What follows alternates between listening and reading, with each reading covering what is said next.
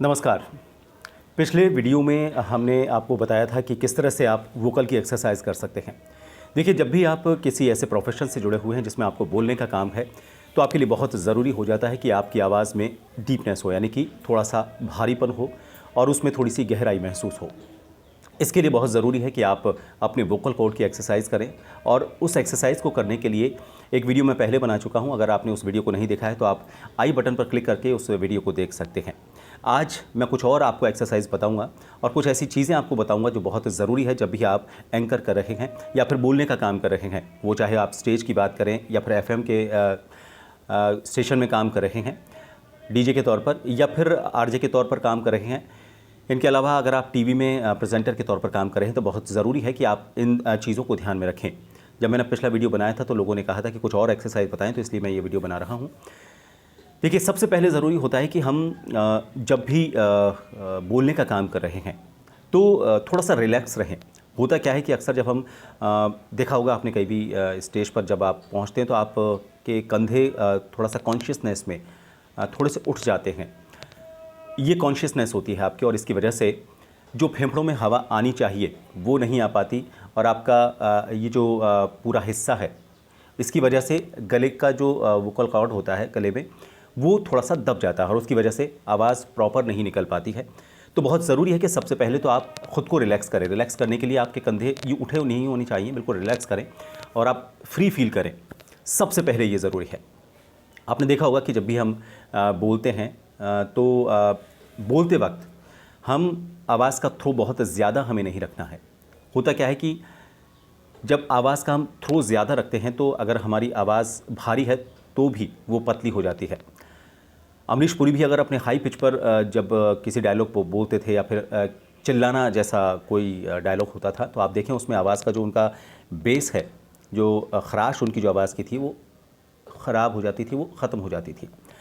इसी तरह से जब हम लो वॉल्यूम रख के बोलते हैं तो उस वक्त हमारा बेस बहुत अच्छे तरीके से काम करता है। तो हमें आवाज़ का थ्रो जब भी हम करें तो हमें उसका पिच नहीं बिगाड़ना है। पिच का मतलब कि आपको उसकी जो फ्रीक्वेंसी है वो नहीं बिगाड़नी है। तो पहली चीज़ मैंने आपको बताई, कंधों को रिलैक्स रखें। और दूसरा मैंने आपको बताया कि बहुत ज़्यादा तेज़ चिल्लाएं नहीं, क्योंकि माइक लगा हुआ है आपके। आप आराम से अगर मान लीजिए आपका आवाज़ का लेवल कम है तो मशीनों के ज़रिए उसको बढ़ाया जा सकता है। दूसरा मैंने आपको बताया कि अपने जो शोल्डर्स हैं उनको रिलैक्स रखें। तीसरा मैंने एक जो वीडियो बनाया था अभी कुछ वक्त पहले, उसमें आपको बताया था कि ओम का उच्चारण सुबह सुबह करें। ये इसलिए ज़रूरी है। देखिए, क्या होता है कि हमारे गले के जो हिस्से होते हैं, या फिर हम ये कहें कि हम बोलते वक्त शरीर के जो हिस्से को काम में लेते हैं उसके 3 पार्ट हो गए, एक लोअर पार्ट, एक मिडिल पार्ट और एक अपर पार्ट। अगर हम उच्चारण की बात करें तो ये उच्चारण हमारा पेट, चेस्ट यानी कि फेफड़े, फिर उसके बाद गला, तालू और फिर होठ, ये पूरा प्रोसेस यहाँ से यूँ चलता है और ये हमारी सारी चीज़ें इसमें इस्तेमाल होती हैं। इसमें जो मेन पार्ट होता है वो होता है आपका यहाँ से लेकर यहाँ वाला पार्ट, फेफड़ों के लिए। और बाकी जो पार्ट है जिसमें आप ज़्यादा से ज़्यादा कैसे हवा ले सकते हैं और इसको किस तरह से कंट्रोल करें, ब्रीदिंग कंट्रोल क्या है, उसके लिए मैं आने वाले वक्त में वीडियो बनाऊंगा, उससे आपको पता चलेगा। तो ज़रूरी है कि आप इस वाले पार्ट को लेकर एक एक्सरसाइज करें। मैं पहले भी बता चुका, लेकिन इसको मैं आज दूसरे तरीके से आपके सामने प्रेजेंट कर रहा हूँ। ओम का उच्चारण को लेकर मैंने उस वीडियो में बताया था, लेकिन ओम के उच्चारण को किस तरह से किया जाना है ये मैं आपको इस वीडियो में एक अलग तरीके से बताऊँगा। देखिए, ओम जो शब्द है असल में 3 अक्षरों से बना हुआ है। ये अपने आप में एक अकेला अक्षर नहीं है। अ, ओ और म, इन तीनों को मिलाते हैं तो ओम का उच्चारण होता है। 3 अक्षर मैंने आपको इसलिए बताए। इन तीनों अक्षरों का हमें अलग अलग उच्चारण करते हुए हमें हमारे वोकल कॉर्ड की जो प्रैक्टिस है वो करनी है। देखिए, अ का उच्चारण हमें इस पार्ट से करना है, गले के पार्ट से। ओ का उच्चारण हमें करना है तालू वाला जो हिस्सा होता है, जहाँ पर आपने देखा होगा पीछे जब गला खोलकर आप देखते हैं तो एक ग्लैंड सी लटकी हुई है। और म का उच्चारण हमें करना है होठ से, तो यहाँ से हमें यहाँ तक आना है। अब इसकी प्रैक्टिस कैसे करनी है आपको, आराम से रिलैक्स होकर बैठें।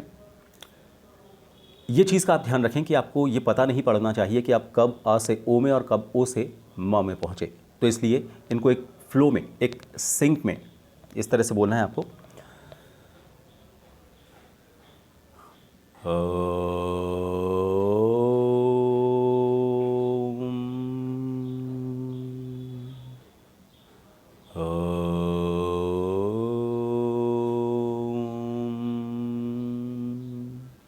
इसकी आप प्रैक्टिस करें। सुबह करेंगे तो ज़्यादा बेहतर है। लेकिन इसके लिए एक बहुत ज़रूरी चीज़ मैं आपको बता दूं कि आप जब उच्चारण कर रहे हैं तो जैसा मैंने आपको बताया कि इसमें अलग अलग जो शब्द हैं उनका पता नहीं पड़ना चाहिए आपको।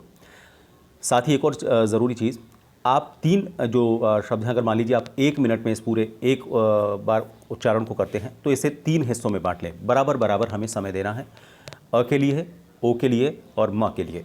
तो आपको ये करीब 33% के आसपास ये हिस्सा आता है। तो 1 मिनट में से 20 सेकंड अ के लिए, 20 सेकंड ओ के लिए और 20 सेकंड म के लिए। ऐसा नहीं कि म के लिए आप बहुत कम समय दे रहे हैं या फिर आ के लिए बहुत कम समय दे रहे हैं। तो ज़रूरी है कि आप इन्हें बराबर समय दें ताकि आपको जो पूरी जो मैंने आपको चीज़ें बताई उनकी सारे जो अंग हैं बोलते वक्त जो इस्तेमाल होते हैं उनकी अच्छी प्रैक्टिस हो। और इसके साथ ही ये भी ज़रूरी है कि आप सुबह सुबह इस एक्सरसाइज को करें, क्योंकि इससे क्या होगा, सुबह सुबह आप देखते हैं जब भी उठते हैं तो आपका जो आवाज़ होती है वो थोड़ी सी भारी होती है। वजह ये होती है कि हम रात को जब सोते हैं तो बहुत समय तक हमारा वोकल कॉर्ड इस्तेमाल नहीं होता और वो एक रिलैक्स मोड में होता है। तो सबसे बढ़िया टाइम इसका सुबह का है। एक और चीज़, जब भी आप कोई बोलने का काम कर रहे हैं तो गुनगुना पानी इस्तेमाल करें।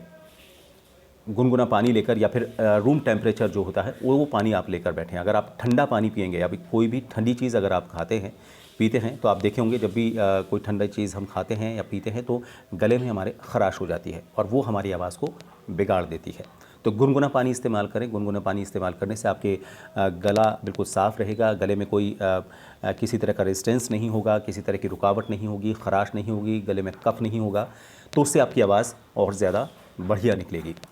तो ये कुछ एक्सरसाइजेज़ हैं जिनसे आप ये अपनी आवाज़ को और ज़्यादा बेहतर कर सकते हैं, डीप कर सकते हैं, उसमें बेस ला सकते हैं, उसका भारीपन ला सकते हैं। और कुछ सावधानी जैसे मैंने आपको बताया प्रैक्टिस में क्या सावधानियाँ रखनी है। इसके अलावा ठंडा पानी, ठंडी चीज़ों से आप परहेज़ करें, ख़ास तौर पर गर्मी के मौसम में, क्योंकि हमें तलब लगी होती है गर्मी की वजह से कि हम ठंडा पानी या कुछ ठंडा लें, लेकिन वो आपके गले के लिए नुकसानदायक है। गले में फिर ज़ोर पड़ेगा, आपको ज़्यादा दम लगाना पड़ेगा बोलने के लिए और ये आपके वोकल कॉर्ड के लिए सही नहीं है। ये वीडियो आपको कैसा लगा? इसके अलावा और आप आने वाले वक्त में क्या देखना चाहते हैं, क्या जानना चाहते हैं, आप मुझे कमेंट बॉक्स में लिख सकते हैं। उससे पहले अगर आपको ये वीडियो पसंद आया है लाइक करें, शेयर करें और सब्सक्राइब ज़रूर करें। सब्सक्राइब करने के बाद उसके आगे जो बेल आइकन है उस पर ज़रूर हिट कर दें ताकि मैं जब भी कोई नया वीडियो बनाऊं तो आप तक उसकी जानकारी अपने आप पहुंच जाए, आपको ढूंढना ना पड़े। इस वीडियो को देखने के लिए शुक्रिया। नमस्कार।